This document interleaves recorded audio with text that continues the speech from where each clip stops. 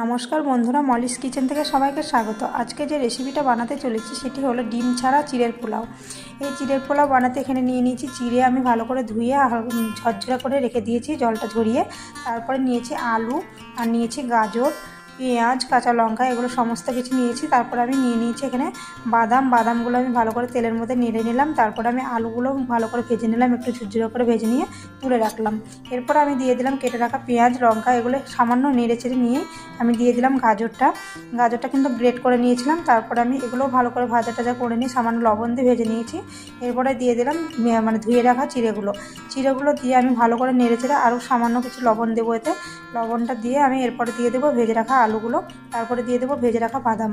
এই সমস্ত কিছু নেড়ে চেড়ে আমি নামিয়ে নেব। হয়ে গেছে চিড়ের পোলাও বানানো, খেতে কিন্তু খুব টেস্টি হয়েছিল। এবার আমি সস আর ভুজিয়া দিয়ে পরিবেশন করছি। আশা করি ভিডিওটা ভালো লেগেছে। ভালো লাগলে লাইক, কমেন্ট, শেয়ার করার অনুরোধ রইল।